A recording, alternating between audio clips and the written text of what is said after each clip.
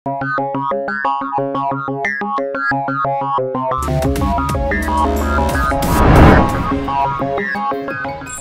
Cartoon fairy tales. জাদুকর রমাকান্ত কামার। এক ছিল এক চাষি আর তার সুন্দরী মেয়ে। আর ছিল এক জাদুকর, নাম রমাকান্ত কামার। এমনই নাম যে উল্টো করে পড়লেও নাম হয় সেই রমাকান্ত কামারই। একদিন রাজার সাথে পথে দেখা হয়ে গেল গরিব চাষির। কি হে, কেমন চলছে দিনকাল? এবার কেমন হলো ফসল? খাজনা দেওয়ার সময় কিন্তু চলে এসেছে। রাজবাড়ি চলে এসো, সেই সময় একটু মিঠাই মন্ডা খেয়ে যেও সেদিন। রাজা মশাই, আপনাকে একটা কথা বলতে চাই, যদি অনুমতি দেন তো। হ্যাঁ হ্যাঁ, বলো বলো বলো বলো, কি বলতে চাও? আমার একমাত্র মেয়েটি, কি আর বলবো, তার এমনই গুণ যে সে খড়কুটা থেকে সোনা বের করে আনতে পারে। হ্যাঁ, বলো কি? খড়কুটোকে সোনা বানাতে পারে এমন কথা তো জীবনেও শুনিনি। আমার আর তর্স হইছে না। তুমি তোমার মেয়েকে আজকেই পাঠিয়ে দাও রাজবাড়িতে, আমি তার পরীক্ষা নেব। বিকেলে মেয়ে যখন রাজবাড়িতে এলো, অনেক মানুষ সেখানে জড়ো হয়েছে মজার এ খবর পেয়ে। রাজা তাকে দেখে খড়কুটা বোঝাই এক ঘরে নিয়ে গেল। নাও, এইবার কাজ শুরু করে দাও। বলে কিনা খড়কুটা থেকে সোনা বের করবে, আজ সারা রাত সময় পাবে। কাল সকালে যদি এগুলোকে সোনা বানাতে পারো, তাহলে তুমি যা চাইবে তাই পাইবে। আর যদি না পারো, তাহলে সোজা মৃত্যুদণ্ড। কোনো অনুনয় বিনয় চলবে না। হাকিম নড়ে তো হুকুম নড়ে না। এই বলে রাজা চলে গেল। আর চাষির মেয়ে কি করবে ভেবে পেল না, কেবল কাঁদতেই থাকলো বসে বসে। সে বুঝল তার বোকা বাবা মিছামিছি রাজার কাছে বড় সাজতে গিয়ে এই কাজ করে বসেছে। এমন সময় এক বামুন জাদুকর হঠাৎই তার সামনে দেখা দিল। সুন্দরী ভীষণ অবাক হয়ে গেল। তুমি কে? তোমার এমন আজব সাজ কেন? আমাকে চেনার তোমার কোনো দরকার নেই। আগে বলো, তোমার কি হয়েছে? এত কাঁদছো কেন? রাজা বলেছে এই খড়ের গাদাকে আজ রাতের মধ্যেই সোনা বানাতে হবে। এমন আজব কথা কে কবে শুনেছে? এখন আমি কি করব? আমার যে গর্দান যাবে সকাল হবার সাথে সাথে। কেঁদো না, চুপ করে শোনো। আমি যদি খড়গুলোকে সোনা বানিয়ে দিই, তাহলে তুমি আমাকে কি দেবে বলো? তুমি সত্যি পারবে বলছো? কিন্তু আমার তো কিছুই নেই, আমরা খুব গরিব। আচ্ছা আচ্ছা, ঠিক আছে, আমার গলার হারটি তুমি নাও। হারটি পেয়ে বামন সাথে সাথে তার হাতের লাঠি দিয়ে মন্ত্র পড়তে লাগলো। ইচিং বিচিং চিচিং চা, সোনার স্তূপ হয়ে যা। সাথে সাথে খড়কুটোর গাদা সোনার গাদা হয়ে গেল। তুমি আমাকে বাঁচালে, তোমাকে অনেক অনেক ধন্যবাদ ভাই। এ কথা বলার সাথে সাথে বামন অদৃশ্য হয়ে গেল। পরদিন সকালে রাজা এসে দেখে খড়কুটার জায়গায় এক গাদা সোনা পড়ে আছে। এই দেখে রাজার লোভ গেল বেড়ে। যদি ভালোই ভালো বাঁচতে চাও, এক রাতের মধ্যে এক ঘর খড়কে সোনা বানিয়ে দিতে হবে, নইলে জানে শেষ করে ফেলবো। যাও, দেরি করো না, তাড়াতাড়ি কাজে লেগে পড়ো। সুন্দরী আর কি করে, বসে বসে কাঁদতেই থাকলো, কাঁদতেই থাকলো। এমন সময় বামন হঠাৎ করে চলে আসলো। আবার কি হলো? কাঁদছো কেন? রাজা আবারও আমাকে সোনা বানাতে বলেছে, আমি এখন কি করব? ঠিক আছে, আমি ওগুলোকে সোনা বানিয়ে দিচ্ছি। এর বদলে তুমি আমাকে কি দেবে বলো? আমার তো কিছু নেই। আচ্ছা ঠিক আছে, এই আংটিটাই নাও। আংটিটা নিয়ে বামন তার মন্ত্র পড়তে লাগলো। ইচিং বিচিং চিচিং চা, সোনার স্তূপ হয়ে যা। এই বলে বামন অদৃশ্য হয়ে গেল। পরদিন সকালে এত এত সোনা দেখে রাজার মাথা খারাপ হয়ে গেল।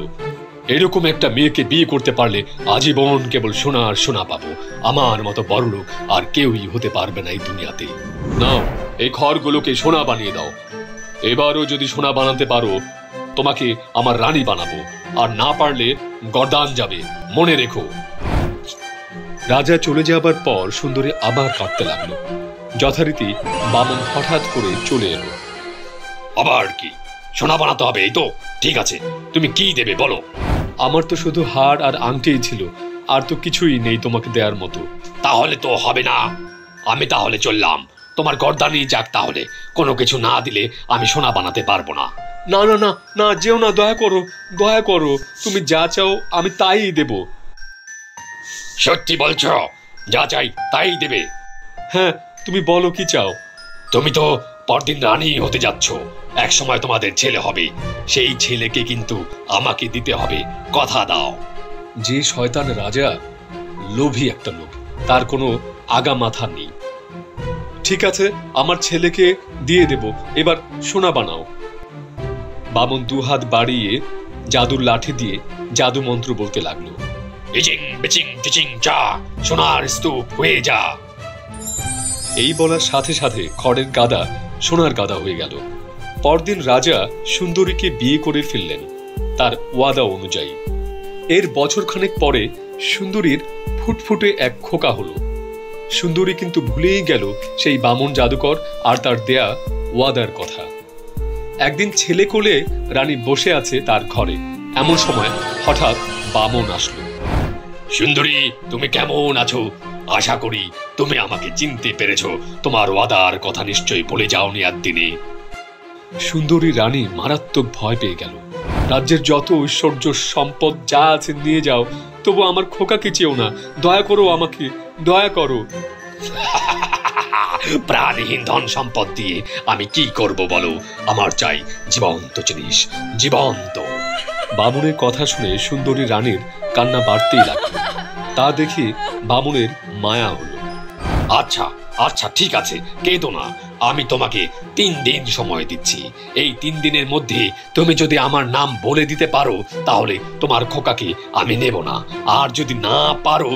ঠিক আছে, ঠিক আছে, আমি 3 দিন আমাকে সময় দাও, আমি তোমার নাম বলে দেব। সুন্দরীর এই কথা শুনে বামুন অদৃশ্য হয়ে গেল।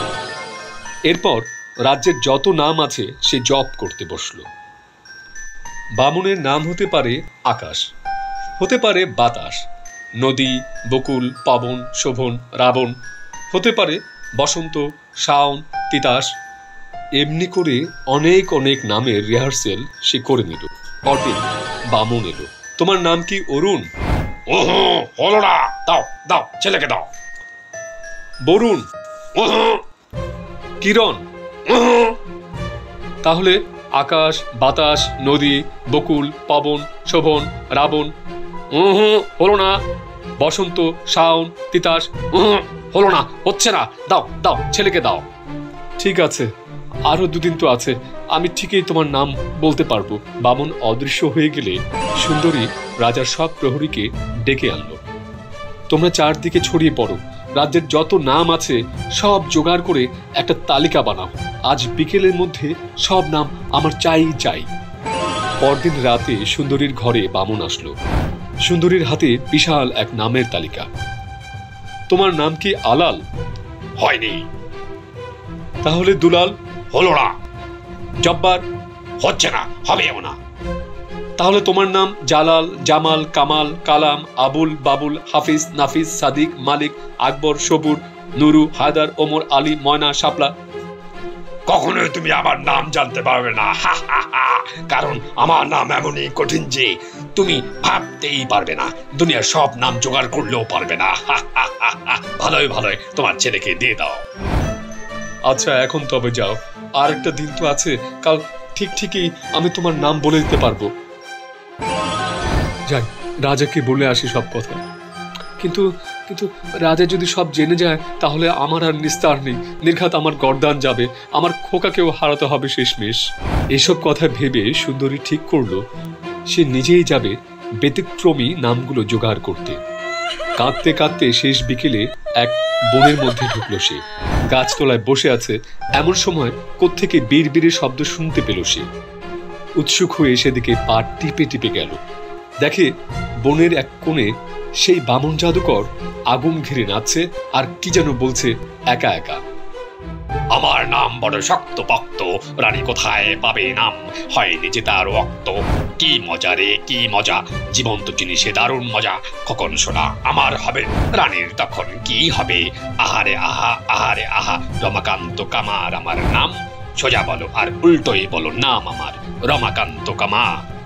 সুন্দরী রানীর মুখ উজ্জ্বল হয়ে উঠল বামুনের নাচ গান শুনে। নামটি তো শেষমেশ পাওয়া গেল। রাতে যথারীতি বামুন এসেই খোকাকে দাবি করে বসল। তুমি কখনোই আমার নাম বলতে পারবে না রানী, দাও খোকাকে দিয়ে দাও। আহা, জীবন্ত জিনিস, কি চমৎকার, কি ভালো। অবশ্যই দেব, তবে তোমার নামটা তো আগে বলি। বলো বলো, বলে ফেলো। তোমার নাম কি কবির? হলো না। তোমার নাম কি তবে অন্তু? আমার নাম অনেক শক্ত, অনেক কঠিন, কেউ পারবে না, পারেও নি। আমি নিশ্চিত তোমার নাম মজনতালী সরকার। কি সবচেয়ে বলো, নাম আর পেলে না। তোমার নাম কি তবে এমন যে সোজা করে বললেও যা, উল্টো করেও বললেও তা? তা হবে কেন, যত সব আজে বাজে কথা। দাও তোমার খোকাকে এবার দিয়ে দাও। আচ্ছা, তাহলে তো এই নামটাই হবে। তোমার নাম আসলে রমাকান্ত কামার। কে বলেছে এই নাম? কোথায় পেলে তুমি এই নাম? নিশ্চয় তুমি শয়তানের পূজা করো, নইলে তুমি ডাইনি, নইলে জাদুকর, নইলে শাকচুন্নি, মেছো ভূত। এসব বলে সে এমনই বেদম চিৎকার করতে লাগলো যে ঘরের মেঝের মধ্যে ফাটল বানিয়ে সেখানেই দেবে গেল সে। তারপর মেঝের ফাঁক গলে চিরদিনের জন্য অদৃশ্য হয়ে গেল সেই বামুন জাদুকর রমাকান্ত কামার। আর এদিকে সুখে শান্তিতে বসবাস করতে লাগলো সুন্দরী রানা, তার রাজা আর তাদের খোকা। গল্পটি ভালো লাগলে সাবস্ক্রাইব করো, আর সব গল্প পেতে বেল বাটনে চাপ দাও, লাইক দাও, কমেন্ট করো।